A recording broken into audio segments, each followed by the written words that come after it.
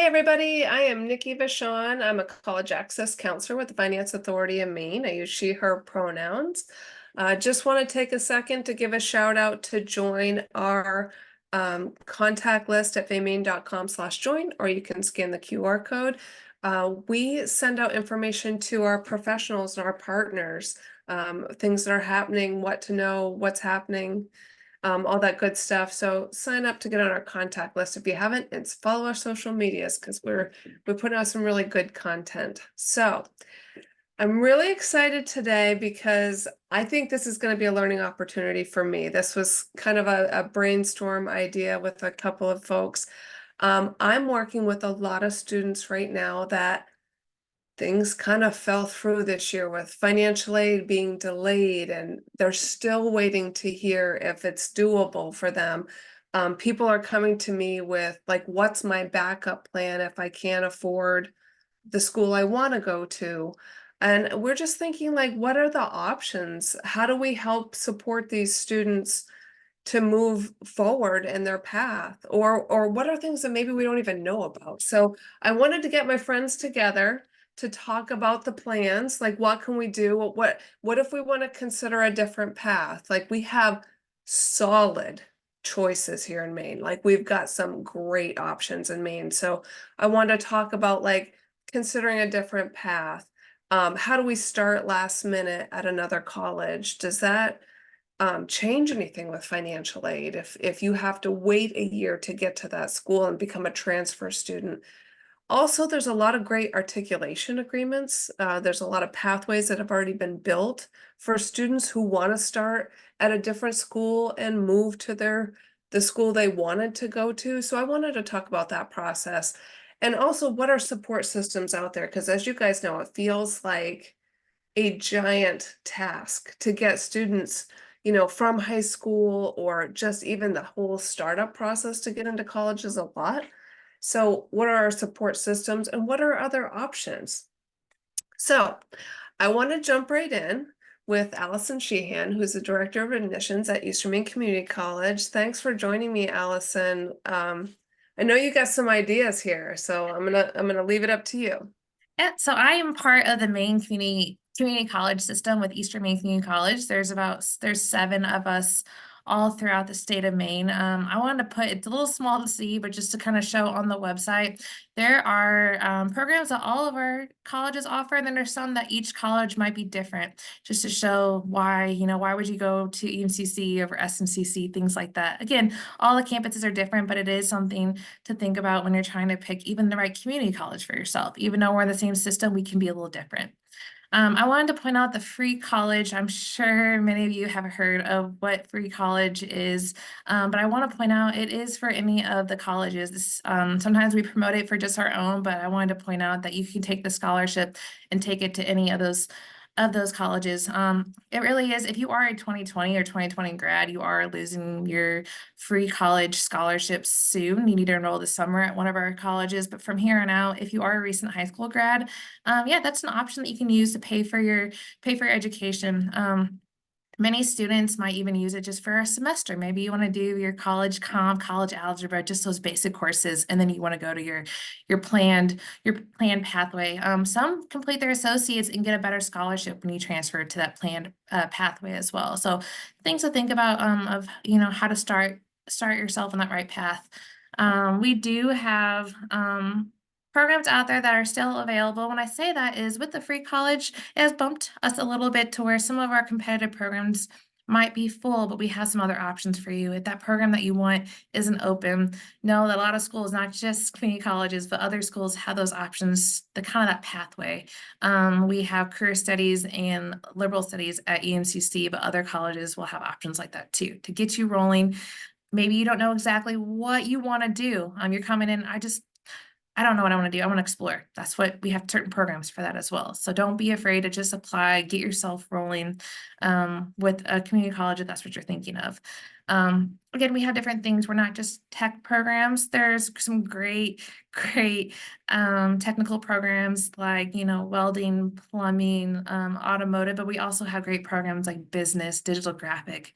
So think outside the box when you're thinking of a community college. As far as our short term, so that's a short term, or it could be a long term. If you want to complete your associates, or you just want to do that one, you want to have a gap semester in between. Maybe you're thinking of a larger school, Maine, Husson, anywhere like Nikki was saying. In Maine, we have a lot of great options that you can go to. I'll talk a little bit about support groups. So with starting with any college really is admissions is a good space to start if you don't know where to go. We'll help you in any direction. I see an insight about we are waiting every year. It goes before the legislator to know if that extension is going to go past the year. So this past one they did till 2025, and we hope to know, I would say within before 2025 ends to know if it'll go past that. There is high hopes because it is an excellent program. It's providing a lot of opportunities for students in Maine that they didn't have before. And I think it's gonna, I really hope it's gonna continue, but we'll know before that 2026 hits. Those support groups, like I said, if you don't know where to start, always start in admissions. I think that's almost fair to any college that you're looking at. They'll point you in the right direction if it's not their office. We do that at Eastern Maine, but I've had that opportunity at other schools as well. We also have support groups on campus that go from like Trio to Embark to all those extra programs you might have in high school to know that you can continue that in college. I think so. That's again, not to be afraid to step in, but to know that you have that support. Tutoring, you're going to have an advisor that's going to point you the way. You're not having to sit there and make your own schedule. You're going to have that help. So again, it's not a scary step, and we're there to help you. Even if you don't know what your long-term goal is, they're going to help you talk you through that. Articulation agreements, that is something that some people might not know what that is, but that is where we've talked with other schools and partnered with them and said, if you complete this associates with our school, how would that look at your school? Making that smooth pathway. To go out and to say that we developed with Maine this EMCC. So again, check with other schools, but we developed a Blackberry Advantage where we're connecting more with Maine to make sure you have that seamless transition. But each schools, we listed a couple that are kind of just examples, but the website for Maine Community College System shows a lot. You can even go directly on that if you're looking at a certain community college, go and say, oh, I didn't know if I did building construction, I can go to Maine and do engineering technology in that way. So it kind of gives you that full picture. If you're wondering how can this community college help me and where can it get me on the end? Again, you don't have to know your end goal. It's okay, but it kind of gives you that idea. I was trying to rush through, just make sure we get to our other schools. Does anybody have any questions about that Maine community college system or anything I didn't cover? And if we're going to talk about that free college, any school in particular, I always suggest filing a FAFSA. You never know. You can add all of your schools as well. So if you haven't filed that FAFSA, you're not too late. Go in there and add, and don't be shy about it. Add all the schools. It doesn't affect us anyway. If you don't end up applying to my school, you apply to another school, it's okay. At least you had us on there for that processing time. And you need that for that free college scholarship as well. I'm going to go and talk about Workforce just a little bit. Workforce is a program that the community college system has. It's usually grant funded, and so which means that it could be little to no cost to you at all. But they usually have either just certain classes or even a program like you want to be a CNA or you want to do your EMS basic course. They have a long list that you could choose from where you sign up and you might be able to join that program. Like I said, little to no cost at you. It usually offers more of the certificates or job training that you might need in the field. And then again, it could give you that little push of experience to know what fits you. So if you take, electricians or things like that through Workforce, it is definitely something I would look for. I have at the bottom, usually they're no credit, but I know that within my Workforce at EMCC, we are offering some credit courses as well. So it is something we always call it our sister site because it is a different application than our admissions application with me. Because it is, again, like I said, it's my partner, but it's not the same. So you want to make sure that you're filling out their applications or their inquiry forms if you are interested in that Workforce. I suggest even for if there's parents on here, it's something that you might want to look at to get further training if it's an area that you need within to go to a job that you're in or a job you're interested in. Awesome. And I think that this is a great option for someone who has to they're not ready to make their decision to go to their other school. Why not get you know, some credentials, like why not? I think stackable credential is like the buzzword for, it's been for a while, so why not go after that? Okay. I'm not seeing any questions in the Q&A, but Allison's gonna hang with us, so feel free to throw those in. And I'm gonna talk transitioning now over to Abby Dooley, who's the Director of Admissions at Thomas, and talk about, you know, what if it's okay, that other plan didn't work? What if we go to a community college, or and how do we transfer? Or maybe like, you know what, I want to go to Thomas now, or I want to go to another school in Maine. What's that like to start, even if it's maybe past a deadline, or things that students should look into? So I'm going to hand it over to you, Abby. Cool. Thank you. Um, so yeah, I work director of admissions at Thomas, but I'll try to, typically could be general information too. And if you or your students have any questions, feel free to reach out to those colleges directly, because we love to help. We're here all summer. And we want to, you know, make this as easy as possible, because it's a big transition for a lot of students. So for rolling admissions, that just means we don't have a hard deadline. I put in August 1st because we like to give students a little bit of a leeway. That's about a month before school starts, at least for Thomas. And so we want to make sure that we can get everything in time. But it just means that they're not too late right now. If they haven't applied to at least Thomas, probably other private colleges around Maine, it's not too late to apply. Financial aid too, we talked about this, is still available. It hasn't run out. Some years it could, but financial aid is still going strong for Thomas, and I'm sure other colleges around Maine. And then housing is the one that I might say, again, reach out to your specific institution that your student may be looking at, because for Thomas, we're okay right now. Still plenty of housing options. They might not get their first choice, but they still could live on campus. And so that may be similar to other colleges too. So just a little bit about how that might look if they're applying a little later. We're still accepting applications and still moving forward with those. In that same kind of breath, support on campus. So again, throughout the summer, we're here. Our faculty isn't, but they're still available, but otherwise all the offices are open. So students can come tour. We actually just had Morse High School here today. And so that was really fun. And it was a really, you know, hot day, but they had fun. And so students can still come and tour campuses, and offices are open. We have a checklist, and I'm sure other colleges do, throughout the summer for students to work on. I don't even think our first deadline has passed for that yet. And so just to help, that helps them so they don't have to do it all when they first get here, right? It's ways to slowly get them into that college, kind of just getting that checked off for them. We have student success. Most colleges, right, would have a student success center. So that would have peer tutors and mentors, and then just professional staff as well, and counseling. And then we have TRIO, and we also have G at Thomas. And so that's just a little bit about summer and continuing once they're here.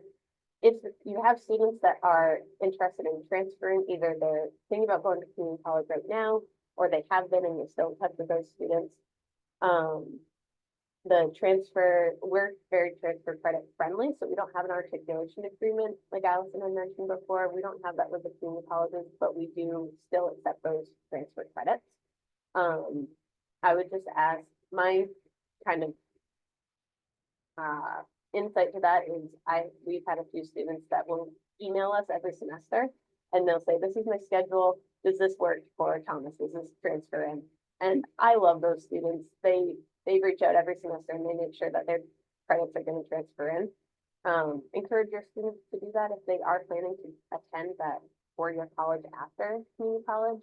Our financial aid is the same for transfers, might be different for others, but our merit scholarships are exactly the same kind of for transfer students. And packages are similar as well. And then, again, for scholarships is, we have all ranges of types of scholarships for students. If they didn't get one that they think they should have them reach out to the college. We're working hard on adjusting those financial aid packages, making sure that they work for the student, and that typically, you know, private colleges could have a higher sticker price than other colleges might. And so encourage your students to go through that process, fill out the FAFSA, and go through that process with them, or so they can do a very comparable pricing amongst all of the colleges here. That's a little bit, that's my one slide, but That's I wanted to also say that we always on the road are saying, if you are considering, you know, maybe going for a year or semester at a community college and transferring in, to work with both colleges, but that goes the same also, would you say, with like early college credits? Mhm. And to work closely with admissions, is there special advice you'd give us someone who's bringing in credits to Yeah. make sure that it doesn't, they're not taking classes they don't need to, or what would you recommend? Absolutely. I think, yeah, early college credits, or dual enrollment, AP courses, anything like that, reach out to the colleges, reach out to multiple, you know, and, we love to hear from students and guidance counselors and parents. We're happy to talk to them about that process. We can even do like a credit evaluation to see what would fit into a major and what could work better for one major or another too.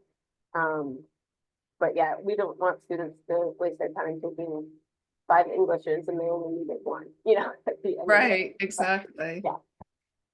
Great. Okay, again, no questions. This is a quiet group today. All right, so hang tight. If anyone has questions for Abby, Abby's going to be here, so feel free to throw those in the chat. And I'm going to move over to, okay, so we figure out where we want to go, like what supports do we have available? And I work a lot with Kate Walsh, who is an advisor for Maine Educational Opportunity Center. And Kate, tell me about like all these amazing support systems we have on campuses like MEOC. Thank you. So MEOC is statewide, so it doesn't matter where you live. You can find an MEOC advisor. Some of us live fairly close to a campus. Sometimes they're closer to a career center or an adult ed. We do a lot online as well with Zoom meetings to help people. And we show some topics that we like to talk about, but we really individualize our appointments with the student or students we're working with. So sometimes we've got young adults who are thinking about their next step. Sometimes we've got folks who didn't do a traditional pathway through high school, but know that they want more training. We always talk about financial aid filing with the federal FAFSA form. And then we look at that student's own situation and where they might be going and what their background is, and help them find if there are other scholarships available for them to apply to. We look at the state funding for folks. Every program has its own requirements, and it can be a lot if you're tackling it on your own. So talk to us who've been doing it for years and years in some cases. Our services are completely free. We are funded through federal TRIO dollars. So we have to document the people that we're working with. And, you know, that's really the only requirement is they fill out paperwork for us and sign it and answer our questions a couple times a year to stay in our grant until they complete a bachelor's degree. One of the things that we also do is look at all of the other workforce development programs out there. You know, where I'm in the Bangor area. The Eastern Maine Development Corporation is a great partner for us. They have some of the state's Workforce Investment Act funding that they distribute. They also apply for other grants that fill other niches to help students. Sometimes it's their living expenses while they're getting training. Sometimes it's just getting them ready for the workforce. So that's one great resource. But, you know, there are other WIOA funders in the rest of Maine, although EMDC has a good chunk of our state. So I always wanted to mention, I feel like Kate and I are sort of a hub, like we're the traffic cops, where we often will get some folks that we definitely want to work with, but we also own, oh, this is other group like EMDC is a great organization that can do some work. And I find where I'm lacking and where Kate, I think you are actually a pretty solid resources like that career counseling piece. I don't do the career counseling, but I know that Kate or EMDC might for someone who just doesn't know what they want to do, right? Right. Did you mention, I'm sorry, there was a lot of chat and about how Kate is awesome in the chat, so just wanted to pass that along, but also, did you talk about eligibility to contact any of these? Like, is there any eligibility that folks need to meet to work with you or like EMDC? So we are funded through Trio dollars. So 3/4 of the people that we work with in a year, our total is 2,269 a year, need to be both first gen in their family and low income. We really don't have a problem meeting that goal statewide. And the other thing is just not have a bachelor's degree yet. So people can come in with other training, but if they haven't earned a bachelor's degree, and there is something else we can do to help them, then they can work with us. Yeah. I've heard people at EMDC before say there's no wrong door. Check with all of us because even if someone doesn't qualify for a program that we know of someone else that might. Question in the chat that I am not sure about is if anyone knows if a high school student can benefit from Quest grant. I am kind of foggy on the requirements for Quest, but I know they should reach out to EMDC because they have so many programs. They have a youth program for 16 to 24-year-olds. They have the Workforce Investment Act funding. Definitely anyone who's looking for any help should reach out to us. And to Nice. yes. Yeah, I'll see if I can get some more information and put it in the follow-up as well. I got a follow-up email that's coming. All right. Again, Kate's going to be hanging out with us. So I'm going to now talk about what about those students that maybe want to try a job out? There's been so much work with the Maine apprenticeship program. I asked Wendy Kostenbauer, please tell me if I got that wrong, program manager with the apprenticeship program with the Tri-County Career Center. If there's anything you want to add to that title, please let me know. Oh, Allison just put in the chat just to back up about the Quest grant. So that's in the chat. Wendy, how are you? I'm great, Nikki. Thanks for having me. So Sure. that's a lot on one slide. That's a lot, right? Okay. It is, and thank you for having me. And we are excited about the Maine Apprenticeship Program because it fits everybody and it plays well with everybody. But what is the Maine Apprenticeship Program? There's 7 tenets. And before you can see it's an industry-based led on-the-job learning paid program. So what that means is an apprentice is a employee of a company, of an employer, and they are paid on the job, and they take related technical instruction along with that. So in those tenets, it offers diversity, safety, and a national credential once they've completed the program. A typical program is at minimum 144 hours of related instruction and 2,000 hours on the job learning.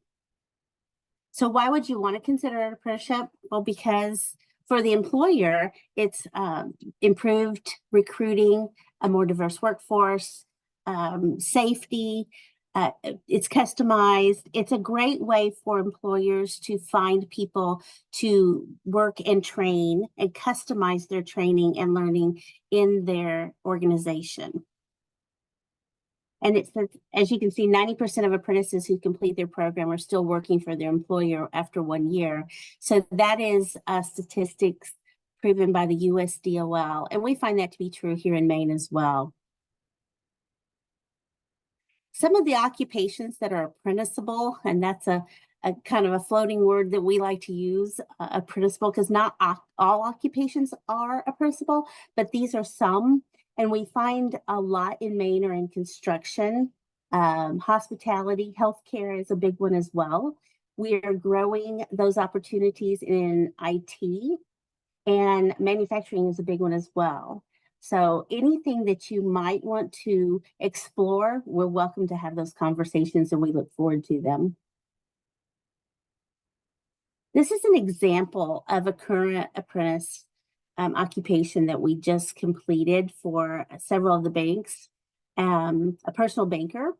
So you can see just a snippet of what they have to learn on the job, what type of apprenticeship it is, because there's three. There's competency-based, time-based, and hybrid. This particular one is the minimum of 144 hours and 2,000 on the job, and it is competency-based. So it's what are you learning in this apprenticeship that applies to your job. So anyone 16 years and older can be an apprentice, but that is dependent on the employer. Some have requirements that you have to be 21, so or even 18, but you have to have a work authorization. And other requirements may be physical, must have a high school diploma or equivalent, a driver's license, or a drug test. So we carefully use the driver's license because we ask, do they need a driver's license to do the job or get to the job? So that's a big one that we try to find out with the employer.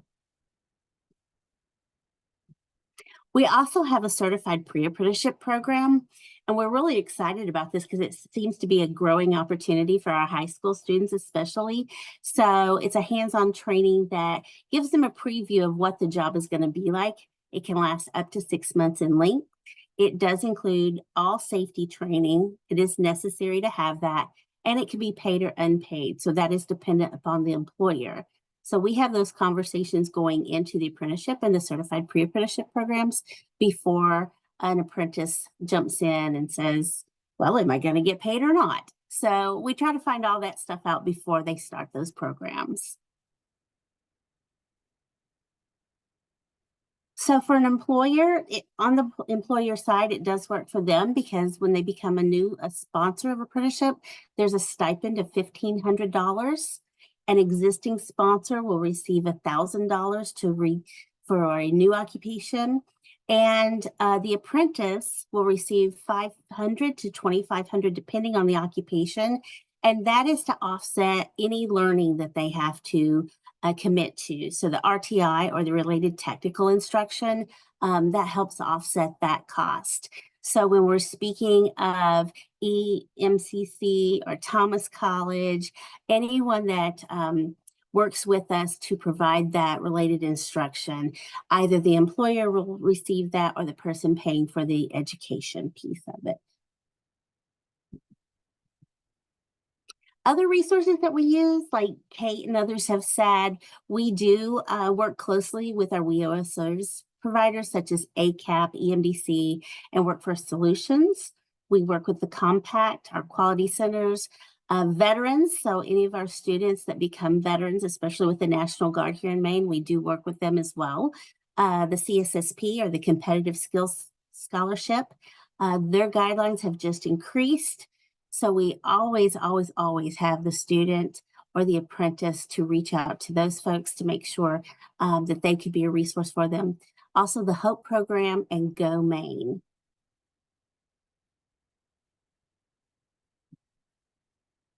So if you're thinking about an apprenticeship, like I said from the very beginning, is what occupation would you be interested in? How can we help you develop that apprenticeship? And when hiring new employees or upscaling existing employees, so one note to take away from is if you're looking for an apprenticeship, you must be an employee of said company. So if ABC company out there is hiring and they offer an apprenticeship, you would want to go to them and get hired first, and then look into their apprenticeship options. And if you're an employer, how many positions are you looking to fill? It's a great HR and resourcing tool. So if you want to know more and just want to have further conversation about that, you can email us at maineapprenticeship@maine.gov. We have a team of 10 that are willing to speak with you and help you meet all of your guidelines, your goals, your education goals, and your employment goals. We'd love to speak with you though. So if we have students that just aren't sure, they aren't sure what they want to do, they want to try something out, we connect them with Maine apprenticeship. Absolutely, you sure can. And we work closely with our career centers as well, so we would be delighted to speak with you. Oh, excellent. Great. Well, thanks for joining. All right. All right. I'm just looking in the chat to see if there's anything we missed. And I just wanted to give you all an update on FAME, just to let you guys know, we are here all summer. We work throughout the summer, still pushing to get the FAFSA done with folks who have not yet done it. Excuse me. I just wanted to let everyone know that ECMC is administering a $50 million grant for the Department of Education to help boost FAFSA completion in Maine. And FAME has applied for some funding to do digital advertising and direct mailing to households that have seniors to let them know that we're here. We're here to help. It's actually, all the kinks have pretty much been worked out. So we're here to help. We're doing one-on-one meetings, we're doing large virtual meetings. People can schedule a time.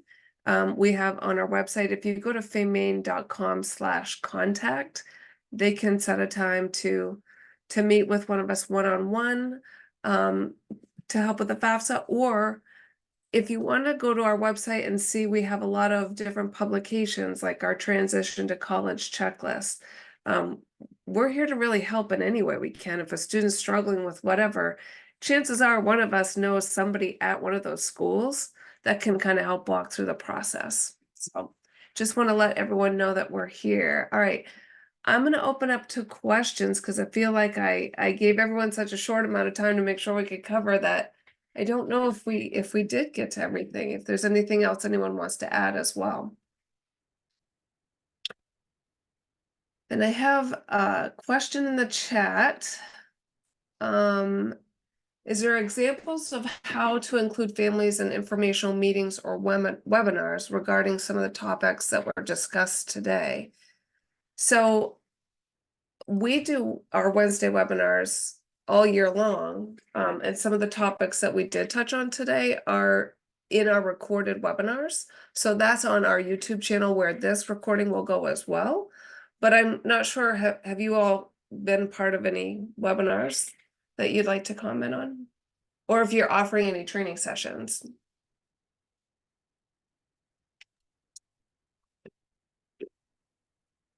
Nikki, I can share that once a month our team does an informational webinar. We do it on Tuesdays. It is on our website. We update that frequently. There's always a link that you can register and join us for more information. Awesome. Great. If you want to send me that link, I'll include it in the follow-up email. That'd be great. Also, I wanted to mention another one of our programs is we have a financial check-in that we offer to a lot of employers, large employers, that we talk about other programs that anyone can really join. It could be a family or someone from Gear Up or anyone that's interested in. Those are also recorded on our website. I'll include that in our follow-up email as well. Great. All right. Well, if anyone has any questions, feel free to let me know, or you can contact us. I have our contact information here. Just a reminder to follow us on our social medias. And if there's anything that we can do to help you, please let us know. We're always looking for new ways to work with our partners and to help support the work that you do. That's super important. And thank you to my guests for joining me. Thank you so much.